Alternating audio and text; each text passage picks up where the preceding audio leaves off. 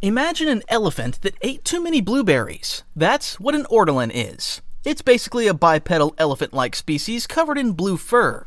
Speaking of their fur, this species is often mistaken for having blue skin, but the reality is that Ortolans actually dye their fur. The tradition goes back to the time a trader sold them dye. But because Ortolans thought dyeing their food was a waste of time, they decided it looked better on their fur instead. Since then, they've been dyeing their fur, often blue. Of course, because Ortolans are elephant-like with large trunks, they smell food from 2 kilometers away, and their suction-tipped fingers can even absorb it. A thick layer of blubber keeps them warm on their frigid homeworld of Orto, which is known for having extremely cold temperatures. Due to this, Ortolan kids are born with teeth and well-developed muscles, allowing them to survive on their harsh planet. Meanwhile, parents handle schooling and sometimes trade gifted youngsters so they can learn special skills. By 7, most are expected to pull their weight. These people are also known for their friendliness and love for anything peaceful, including music and food. That's why they often become master chefs or standout organists, though their hunger can make them accept bad deals if the meals are good. As peaceful as they may be, their history is tough, as Ortolans were often taken advantage of. A shamanic Ortolan tribe on Lannik 04 was once wiped out during the Great Galactic War. Then, in the Clone Wars, a corrupt minister handed Orto to the Separatists, who enslaved localists to build forts and factories. Jedi Knight Nembis led the resistance and dropped the shields in 19 BBY so the clone forces could land. After Order 66, he was killed, and Imperial occupation followed. Aside from bees, Max Rebo is another well-known Ortolan. He leads the Max Rebo Band, a well-known musical group during the Imperial era, often playing in Tatooine and other Outer Rim territories. If you ever wondered what you'd look like with a head too big for your body and no neck to hold it up, think of a Toong. This species comes from Toongal, and they look a little odd to most people. They have long, skinny legs, bulbous bodies, and eyes that sit high on a pointed forehead. Their cheeks hang in jowls, and they can't tuck food into them like a chipmunk. Many assume they evolved from rodents because of that rare and unique skill. Toong behavior tends to surprise outsiders because they're severely nervous around other species and hate confrontation. They often fold when threatened, yet they're not true cowards. They simply feel safe only with immediate family and dread social interaction. Their history is also one of the reasons for their introverted nature. Just as they were beginning to explore their homeworld, they were discovered by the Republic. The appearance of other sentient life shocked them, especially because most of those people had technology far more advanced than their own. This threw the Toong homeworld into chaos, resulting in a world war. It took the intervention of the Jedi to fix things for the Toong. As for the famous faces, the standout is obviously Ben QUADINAROS, the biggest legend of the Bonta Eve race. Sadly, his pod racer never started, but he still would go on to compete big in several competitions, and is just the best glub shitto there is. If you ever wanted to see what happens when you combine witchcraft with the dark side, you'd get the Nightsisters. Take note that they're not a species. Instead, the Nightsisters are mostly human women from Dathomir who organized as a clan. Some of them interbred with the Zabrak, creating strong and fierce female warriors who also know a thing or two about magic. Nightsister looks vary. In fact, it's not their biology that sets them apart from other species. Instead, they're unique because they channel the Force through their magic, using spells and rituals that create different effects that are far from what the Jedi and even the Sith are used to. The Nightsisters aren't even from the known galaxy. They come from a faraway planet called Peridia, which is said to be the homeworld of their species. However, survival required them to travel halfway across the universe to get to the known galaxy, where they eventually settled on Dathomir, where they created a matriarchal system led by a mother. While they do give birth to males, they are considered second-class citizens, and thralls under the female-dominant Nightsister society. Over time, they became a power on Dathomir and a problem for anyone who crossed them.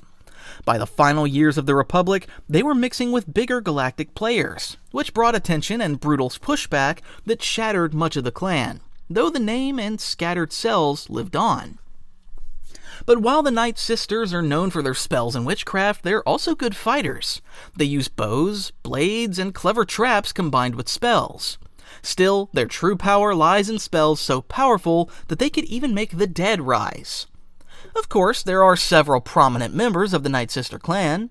Asajj Ventress, who was born a Nightsister, was trained in the Sith arts as Count Dooku's apprentice and personal assassin. But the most powerful member of this clan in the known galaxy is Mother Talzin, whose power was so great that Palpatine considered her a rival and a real threat to his power as a Sith Lord. Not much is known about the Palliduvans. After all, they aren't from the known parts of the galaxy. Instead, they come from the wild space planet of Palliduva. Considering that it can be hard to get to and from wild space territories, there aren't a lot of Palliduvans roaming around. But if you look at them, they're clearly near human in terms of their appearance. Basically, what makes them different from regular humans is their chalk-like skin, which gives them a pale appearance of someone who hasn't seen the light of day for months. Their fingers are also on the bonier side, allowing them to draw blood without the use of weapons. Meanwhile, their eyes vary, as some of them have green or red eyes. The thing about Palliduvans is that, as rare as they may be, some of them have popped up in the Star Wars storyline. The most prominent of them is Aurra Sing, a bounty hunter known for her ruthlessness. In the Legends timeline, however, Sing is a hybrid, with her father being Palliduvan. Other than that, there aren't a lot of things known about these people. Not much is recorded about Palliduvan culture. Their traditions, politics, and everyday life are largely unknown. What we do know comes from scattered sightings rather than detailed histories. If you ever wondered what it's like to share a body with your best friend and your loudest critic, you might think of a Troig. This species is famous for having two heads on one body, with each head having its own mind and voice. They often talk over each other and could even switch languages with ease. They can charm a crowd in stereo or argue with themselves in public. That's why the single Troig needs to practice coordination, making it one of the more unique species in the galaxy. But because two minds are better than one, Troigs are actually quite prominent throughout the galaxy during the Republic era. You see them in busy trade hubs and in the entertainment scene, where quick wit is prized. Their two voices make them natural announcers, negotiators, and show hosts. They pop up in the Outer Rim and beyond, working jobs that reward fast banter and sharp observation. They also have simple traditions that help two personalities live as one. Many Troig choose names that combine both heads' given names into a single flow. But because there are two minds working, sometimes it takes a while to make a decision. Major choices are usually made after a patient goes back and forth until both heads agree. As for standout figures, the most famous is Fodesinbeed Anodu. If you watch pod racing, you have heard that name. One head handled the play-by-play in smooth basic, meanwhile the other peppered in hutties and jokes. Let's say you're cosplaying as Yoda but couldn't find green dye. Now, you're essentially a Lannik. These guys come with the standard elf-like look in the sense that they have huge ears. But like Yoda species, they're short, but not exactly as short as the green little guy himself. They're about 1.2 meters tall, which makes them just as short as your average preschooler. Their ears hang long and droopy, which gives them a distinctive profile right away. Meanwhile, their skin can be blue, orange, purple, red, or green. Their hair and eyes usually match those colors. But the thing about them is that life on their world shaped a tough society. Human and Duros explorers brought high technology to Lannik. That gift split the locals into rival camps over how to use it, leading to crime syndicates taking control when fights broke out. That's why the Republic stepped in to limit the trade that went into the Lannik homeworld. Still, the limits backfired because the planet saw even more off-world tech and corruption. Out of that chaos grew the Red Iaro, a homegrown terrorist movement. By the time of the Empire, the Lannik people were rarely seen away from home. In daily life, the Lannik have a reputation for being brave and fearless. They can be hot-headed and even arrogant. Yet, when the fight starts, they keep clear heads and look for smart solutions. That's why you can see Jedi Master Even Piel always seemingly wearing a scowl. He stands out as the best-known Lannik and even spoke bluntly about how hot-headed his people are. Einstein has some serious competition, because the Cereans are no joke when it comes to brains, both literally and figuratively. These near-human people are easy to spot because of their tall, conical skulls. And their heads aren't just for show, because the Cereans actually have binary brains that allow them to juggle ideas quickly while staying calm and thoughtful. That's why they're incredibly dignified and logical instead of fierce. These people came from Ceria, which is known for being very peaceful due to the logical nature of the Cereans. Their leaders formed a council of elders that limited off-world technology to protect farms and open land. But as peaceful as the Cereans may be, not everyone agreed with that plan, which led to clashes between traditionalists and people who wanted more modern tools. Outside powers tried to sway those debates, and trouble reached the planet more than once as the Republic's crises grew. Meanwhile, their family life reflects a hard truth about their biology. Male births are rare, so society allows a respected man to have multiple wives in order to keep the population steady. The setup is formal and heavily guided by custom, with the community's needs put ahead of personal drama. On the bright side, they tend to live long lives, somewhere around a century or so, allowing them to breed multiple times in a single lifespan. That fact explains why there's a small loophole within the Jedi Order in relation to Cerean Jedi. Mundi, the most prominent member of this species, may be a Jedi Master and an esteemed member of the Jedi High Council, but he was allowed to take not just one, not two, but multiple wives because of the Cerean people's need to propagate as a species.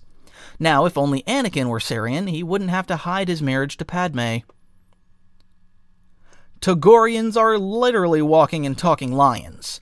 They're big cats that come from the planet Togoria. That said, like typical lions, they're big, muscular, and covered in fur.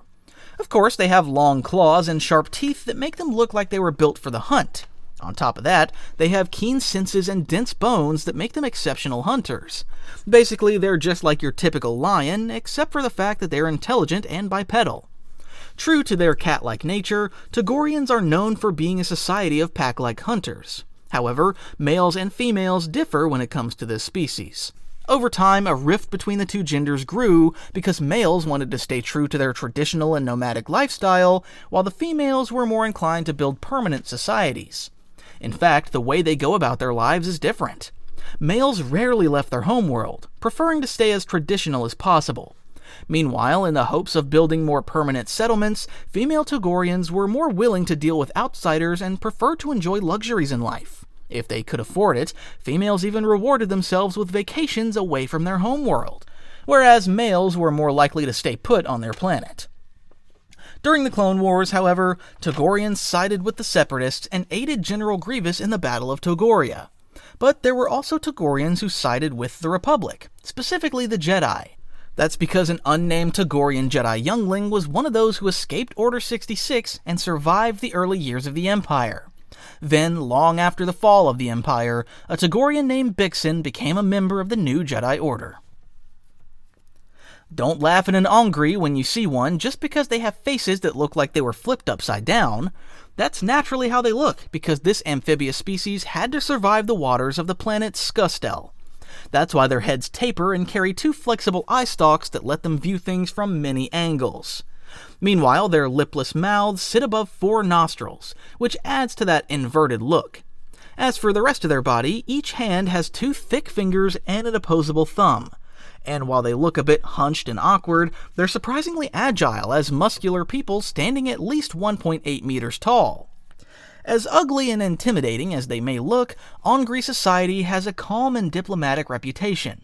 Many people think their wide field of vision shapes how they think. Since they can literally see a situation from different angles, they're known for weighing options and keeping cool. That is why many Ongree become skilled negotiators, diplomats, and politicians. But not every Ongree walks the straight path, though, because some have worked with crime lords and gangsters when it suited them. Despite the fact that they're not the most prominent people in the galaxy, Ongree history touches different eras. During the Cold War period, a group of Ongree formed a small cult that worshipped Revan on Nar Shaddaa. Then, around the time of the Clone Wars, 2 Ongree rose to Jedi Master.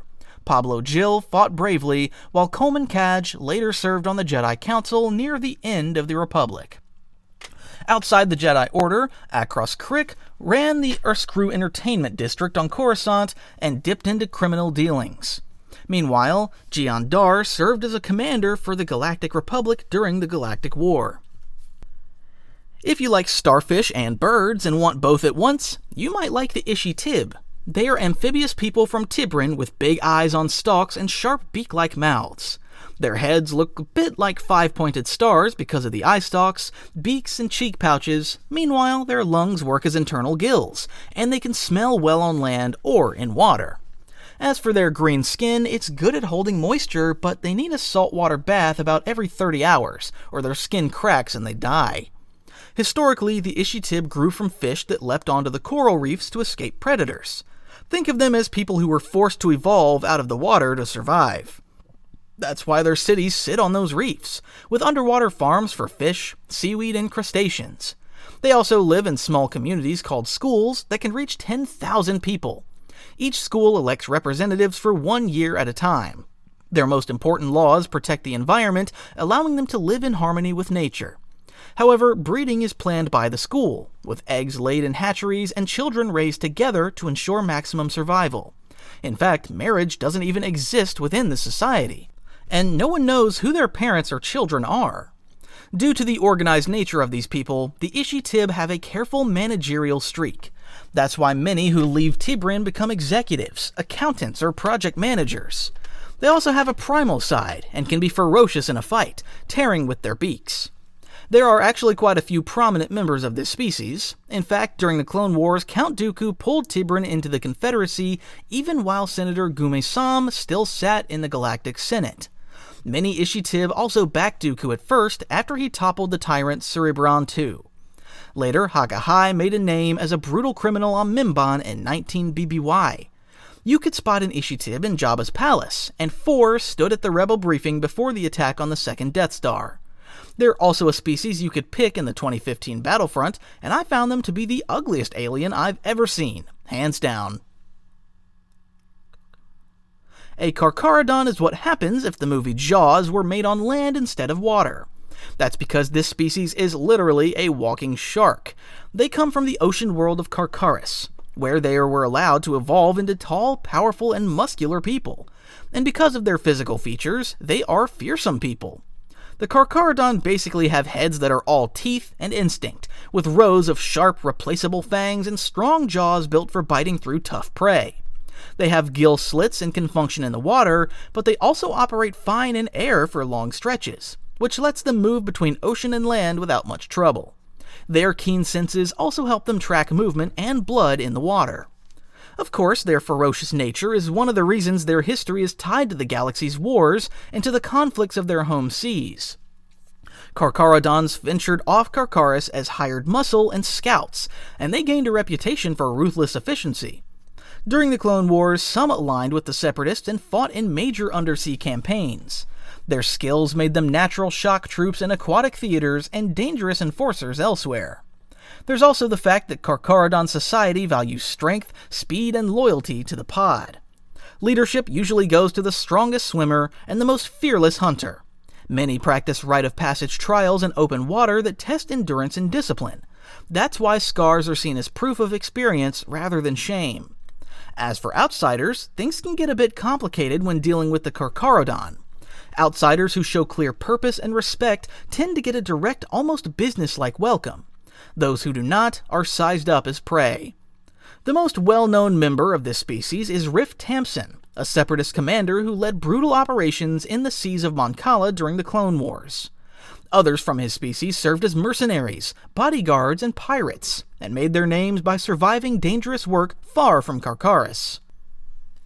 The Aqualish look like they have a face only a mother will love. Their faces are all tusks and jowls, giving them a walrus-like look that really doesn't go well with their bald heads and colored skin. But they evolved to look that way because they come from the harsh ocean world of Ando. Because of their circumstances on that planet, they evolved to handle long spells in the water, but could also spend most of their time on land. However, their biology could also come in a few distinct forms, depending on their subtypes. The Aquala have broad 2-fingered hands that are great for life in the water. Meanwhile, the Quara have 5 fingers and are more at home on land and with tools. The rarer Ualak have 4 eyes set above a mouth full of short tusks. Across these groups, eyesight is often poor, so hearing and raw toughness do a lot of the work. Their history is also full of internal strife. Rivalries between the Aquala and Quara fueled wars that spilled across Ando seas and cities. As such, off-worlders learned to be careful around them, since many Aqualish carry that fighting spirit into space. During the Clone Wars, Ando produced loud voices for the Separatists and plenty of muscle for anyone who paid. That's why Aqualish could often be seen working as mercenaries in cantinas all over the Outer Rim. That said, you can spot a few famous Aqualish in the galaxy. Ponda Baba was the thug who lost an arm to Obi-Wan in Mos Eisley. Meanwhile, Po Nudo was a separatist senator who backed Dooku and sat on the Confederacy's ruling council. Maybe the legend of the Wolfman was not based on imagination, but was actually a rare Shistavanen sighting. That's because this species is basically a werewolf, complete with bodies covered in dense fur, with long muzzles, sharp fangs, and keen eyes. They move on powerful legs and carry retractable claws that make short work of a climb or a fight. True to their nature as hunters, their hearing and sense of smell are so sharp that a Shistavanen can follow a trail most species would miss in plain sight. Due to their keen senses and natural instincts as hunters, Shistavanen, Scout, and Rangers became famous across the stars for tracking fugitives and finding paths through hostile terrain. Many of them worked as corporate or sector security, while others left home and took jobs as mercenaries, bounty hunters, or rebel scouts. They guarded their system carefully and treated strangers with caution, which helped them keep control of their own affairs. Like actual wolves, Shistavanen culture values the pack above everything. Loyalty to kin and close comrades comes first. Many prefer quiet forests and open plains, and keep traditions that celebrate the hunt.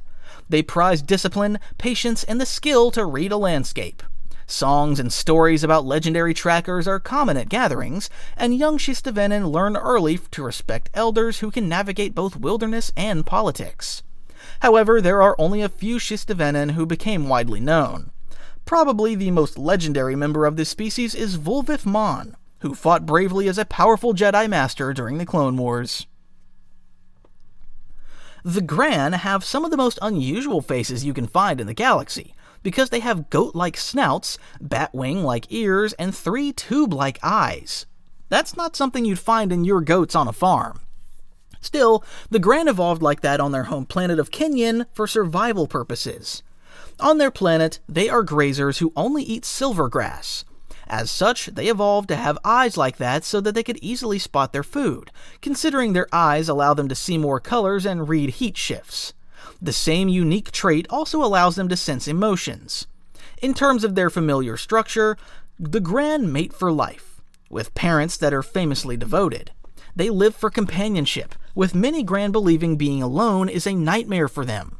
As such, the harshest form of punishment in their society is exile, forcing a Gran to live alone without a herd or a mate for the rest of their life. While the Gran are known to be peaceful people, they actually held real power during the final years of the Republic, with the planet Malastare holding a seat in the Senate.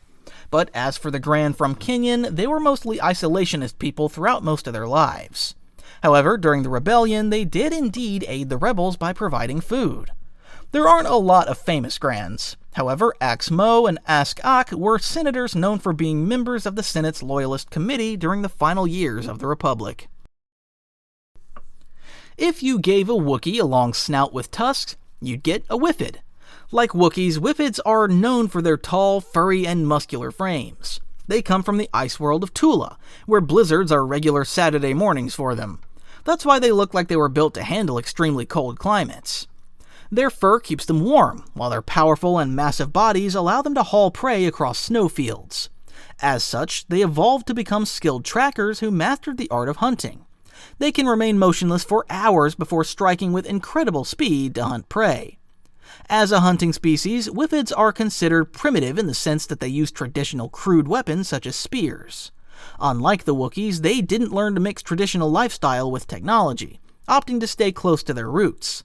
However, off-worlders pulled some of them into galactic events. That's why a few worked as scouts or bodyguards on distant worlds. Others crossed paths with the Republic and the Empire when travel and trade pushed deeper into the Outer Rim. But through it all, their home remained a hard place where only the prepared lived long.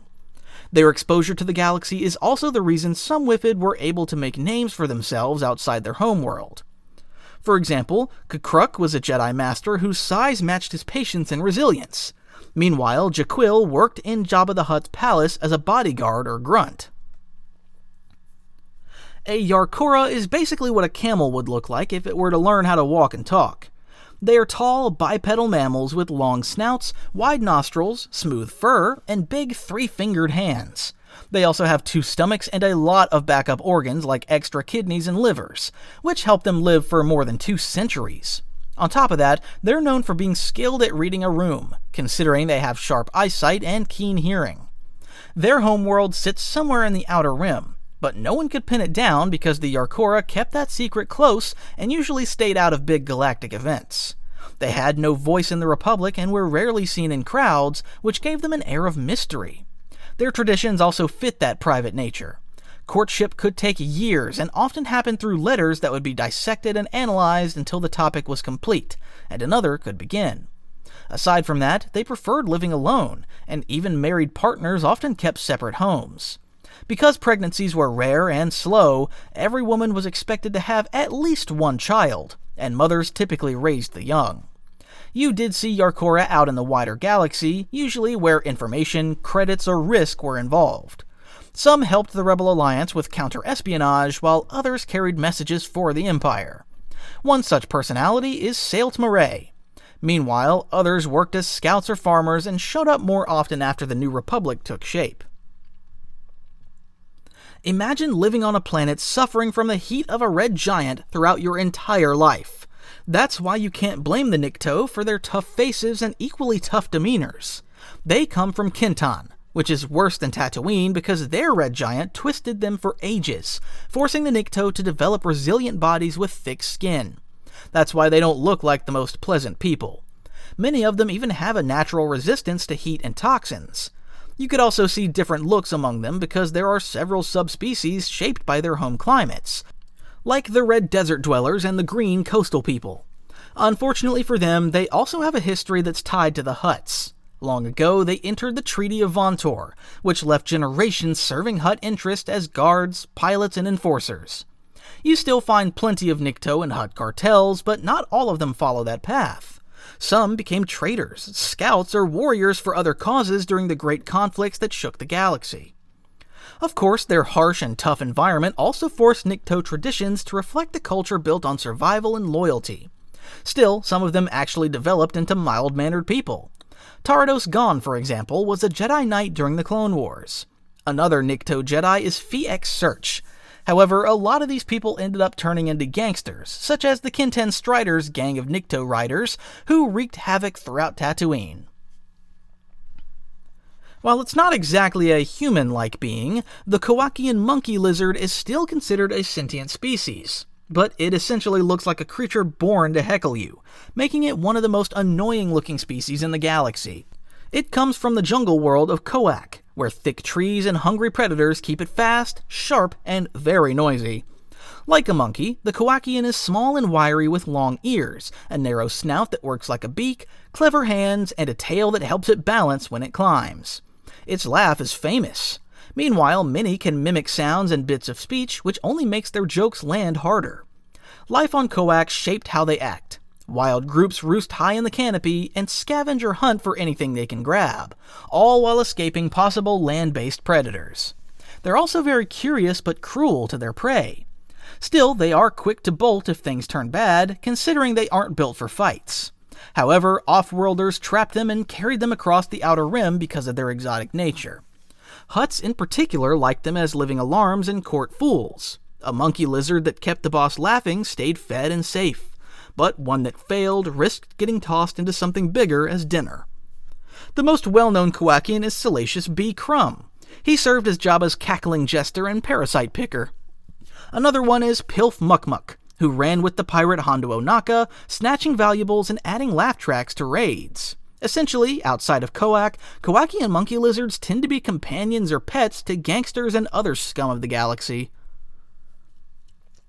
They may look like walking yarn balls, but the Yuzzum aren't always the friendliest fluff balls in the galaxy. While they may not look sentient, they actually are. And the thing about them is that they are very enthusiastic and sometimes even annoyingly loud, even if they do look cute. The Yuzzum come from the forest moon of Endor, which is also home to another cute and fluffy sentient being you might be more familiar with. They are furry bipeds with round bodies perched on long, thin legs. Their arms are long, their eyes are small, and their mouths are oversized with lots of sharp teeth, but they're loud by nature and famous for voices that carry over great distances.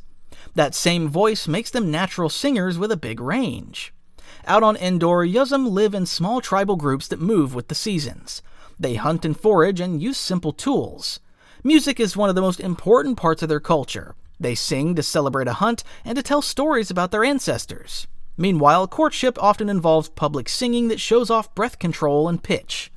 As for their education, elders teach the young through songs and spoken tales, which helps when your people roam the plains.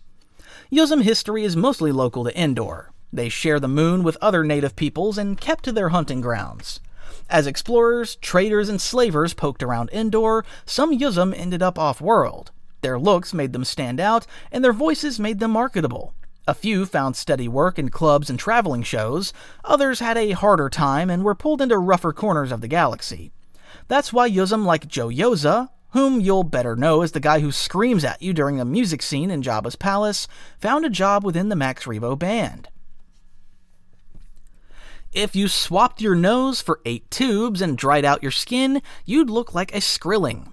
These people are a stocky species hailing from the Machini colony world called Agriworld 2079. Their wrinkled gray skin and deep-set eyes make them look like hardened survivors, and in many ways, they are. Their status as survivors is connected to the breathing tubes that do a lot of work for them. Basically, those allow the Skrillings to sniff for food with them and make a high, carrying whistle when they inhale. They can also spit a mild digestive acid if they're threatened. Meanwhile, their skulls have a bony ridge that hatchlings use to crack their way out of the egg.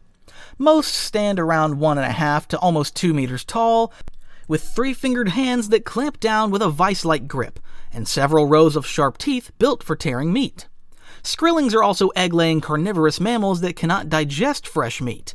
They prefer meat that is rotted for at least a week. To avoid fights over the best cuts, they created a careful sharing system. Off-world, that turned into constant bargaining and requests that outsiders read as begging. As survivors, the Skrillings used to be nomadic herders until the Machini fenced the herds and turned the planet into a vast farm. The colonizers overwhelmed their old ways. Even the word Skrilling began as a Machini insult that meant bone picker. Despite that, some Skrillings stayed and worked for Machini route lines. Many others left home and became scavengers and second-hand merchants, drifting from world to world. They often showed up after battles to strip wrecks. The bleakest among them even ate the dead, which inspired the phrase Skrilling fodder. Notable Skrillings include the weapon smuggler Pote Snitkin and 2 Jedi Masters, Pierce and Ord Innocence. Pierce was slain by Aurra Sing on Coruscant in 30 BBY. The Paloic from the planet Loic basically skipped arm and leg day because they have very round torsos that come with skinny arms and legs. It also looks like their nose form almost half their entire upper body. This look comes with skin that stays moist and comes in mottled greens, browns, yellows, and blues. Still, their standout feature remains their long, flexible snout with lips at the top. Due to their large noses, the Paloic have very strong lungs. Their air bladder also helps them float or dive when they deflate it, allowing them to have some sort of survival skill when on water. And unlike other species that have tusks, the Paloic are different because they often have tusks during their youth, but eventually lose them as they age. Their society spreads across Loic's equator and follows a feudal setup with ruling families and lots of peasant farmers. Fishing, hunting, and scavenging form most of their daily life. Also, because of their strong lungs, songs and stories are at the heart of Paloic culture. They're also quite traditional, but were not afraid to welcome useful technology as long as it did not trample tradition. As for famous faces, Sai Snoodles led the Max Rebo band before trying a solo career. She famously had a relationship with Zero the Hutt during the final years of the Galactic Republic. However, that relationship ended on a sour note, with Zero learning that hell hath no fury like a Paloic woman scorned when she shot him. House cats look like royals who treat us like they're slaves. Well, that's essentially what a Zygerrian does. The Zygerrian is a cat-like species from Zygerria, a hot world that once pulsed with slave markets. They look mostly human at a glance, but their pointed ears, sharp features, and predatory poise give them away. Many wear their hair long and styled, and they move with a confident, almost stalking grace. They favor gear that asserts control, like shock whips and slaving collars. Zygerrian society prizes hierarchy. A monarch sits at the top, supported by ministers and guilds that regulate the trade. Status is shown in rich garments, ornate jewelry, and the public rituals of auctions. Mercy is seen as weakness, while obedience and profit are praised. Meanwhile, their history turns on power and profit.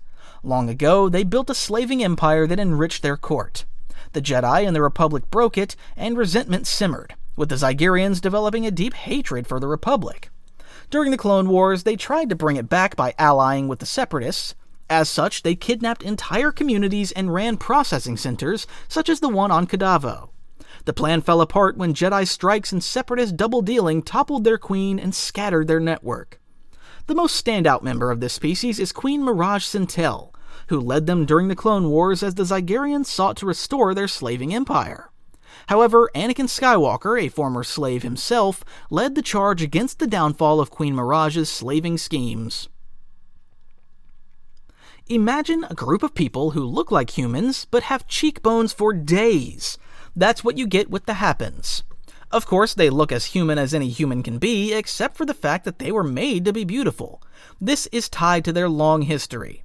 Their roots go back to the Laurel Raiders, pirates who slipped through the transitory mists and built a base in the Hapes cluster. The Raiders abducted beautiful human women and brought them home. Around 4050 BBY, the Jedi shattered the Raiders, and the women left behind took power. They swore no man would rule them and elevated a Queen Mother. A later Queen Mother sealed the borders, built the Royal Star Home, and expanded the Hapes Consortium. After millennia of isolation, the Hapans finally opened their borders in 8 ABY. As such, generations of selective breeding made beauty the norm across their 63 worlds. They kept themselves isolated from the rest of the galaxy long enough that they were basically genetically different compared to baseline humans. Sure, they may look human, but they were essentially bred to be 1,000 times more beautiful than a Victoria's Secret model. But regular humans do have an advantage over them. Hapans are known to be blind at night because they live on a planet of perpetual daylight. Even dim lighting is more than enough to render them blind. As far as their society is concerned, Hapan life is proudly matriarchal. The Queen Mother rules from the Fountain Palace with a royal court of planetary representatives. Beauty and status are everything, and the upper classes are famous for their cold political games. But because of this, assassination attempts are all too normal. Choosing a royal consort is a high-stakes affair that pits noble houses against one another. Of course, there are men, but they often hold a lesser status. Due to that, some of them slip into piracy in the transitory mists. Notable Hapans include Ta'achum, a ruthless former Queen Mother, and Prince Isolder, who helped bridge Hapes and the wider galaxy. Finally, because one guy in the comments kept asking for him, I present to you Gaper Bingzoid. Who is this, you might wonder? He doesn't look like your average Star Wars alien, right? Well, that's because he isn't, and he's just a random meme from a TikToker which gave him the Glub Shido effect. Same goes for this friggin' guy, Jinky Minus. Now stop asking me for them!